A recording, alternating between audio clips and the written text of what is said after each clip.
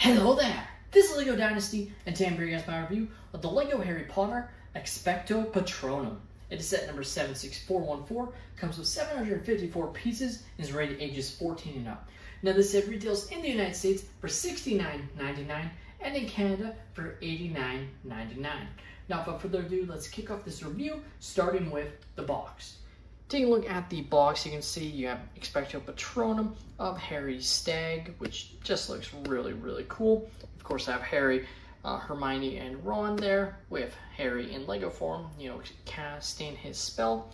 Now, what's great about this set is you actually can build two different designs. You can either build Harry's stag Patronus, or you can build Lupin's wolf Patronus. So that's very cool that you get basically sort of two sets in one. I mean, you can only build one with the parts that you're given, but it's still nice that you have those options. So what's interesting about this box though is, so the front obviously stands like this, the tall side basically for the stag, but then to flip the set around, then you can see the wolf, which is oriented the other way.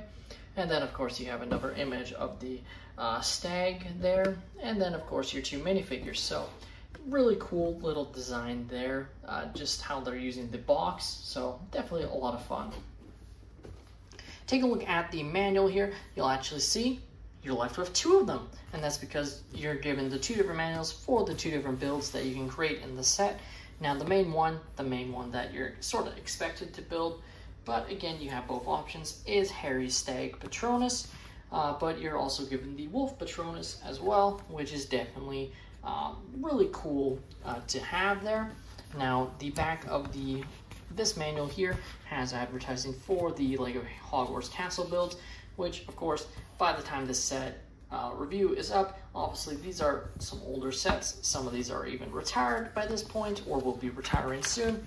So, but still, it was definitely nice to have that advertising in the back for all those Harry Potter sets.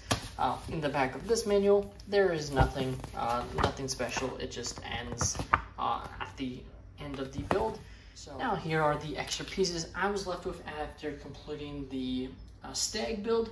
Of course, some of these parts might actually end up being used if you did the wolf Patronus instead, and you might be left with some different extra pieces. So this is just what I was left with completing the stag Patronus for Harry. So just something to keep in mind there, but still, overall, you'll be left with quite a nice assortment of extra pieces either way. Take a look at our first minifigure. We have Harry Potter, and really cool little printing here. You have his dirty shirt here. It is using the small opposable legs, so sort of to represent when he is a bit of a teenager but not fully grown. He has some okay back printing there, no arm or obviously leg printing, and it is using the new wand mold that has the ability to place little parts on it to sort of represent the spells that are coming out. So in this case, he's doing the Expecto Patronum, so that's pretty fun to have included there.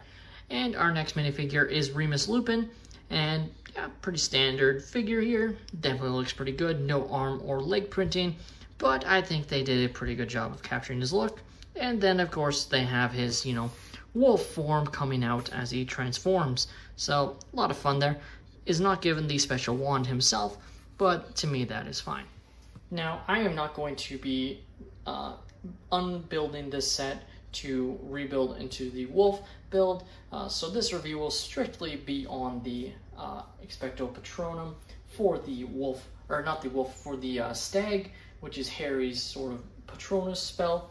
So overall, like I said, you're given both options to build, and there's a good chance I might get another one of these so I can have both built side by side, because I think that's definitely really cool to have that aspect. And to be honest, I wish LEGO would do this more, where they give you these sort of alternate builds using similar parts, because I definitely feel like there's a lot of missed opportunity for not doing this. Like, it just makes a lot of sense to do it. Of course, in LEGO's perspective, it's probably like, oh, if we build completely separate sets or don't give this option, then we get more money essentially from our consumers. But yeah, that's probably their perspective at the end. Now, going into this set, I just have to say, like, it just is absolutely like gorgeous. Like, I love it. I really like the color scheme. Yeah, it could have been used more of these sort of translucent parts here just to give it a little bit more shine, a little bit more of a ghostly appearance. But I still think overall they did really good with the part usage, and I think overall it really does look pretty good.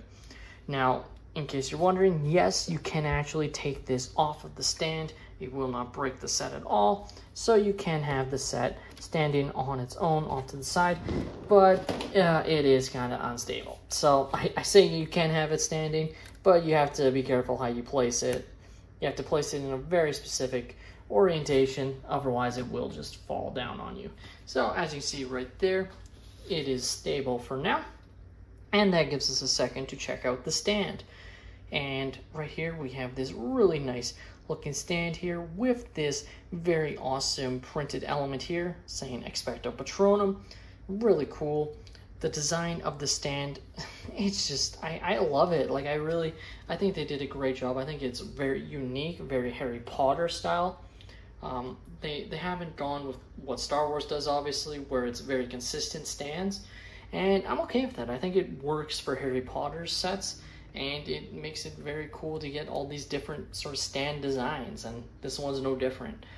You have, of course, the flowers popping up here, the nice translucent little tiles there, and it just looks really nice.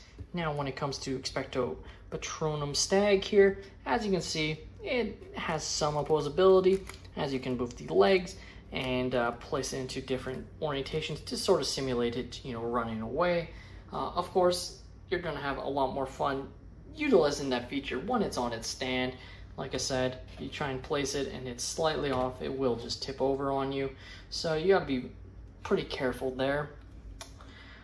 With the overall design here, like you can just see, it's just a lot of fun. You can lift up this part here to just see underneath there.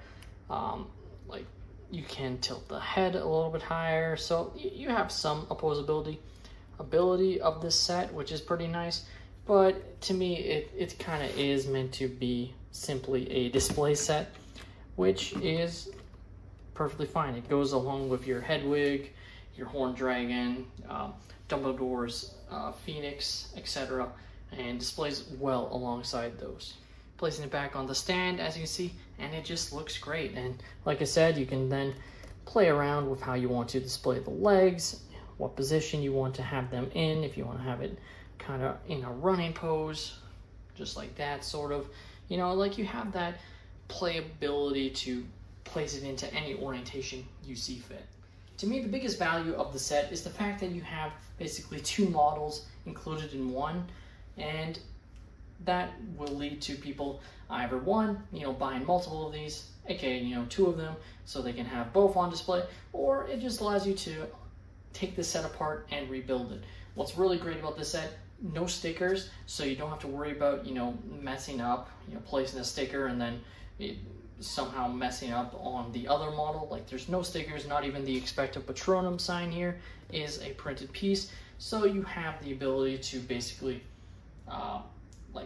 you don't have to worry at all when you take the set apart. It just might be a little bit more annoying the second time, because it will be, just in general in all of its parts, like we used to have to do with Lego, rather than it being its numbered bag form.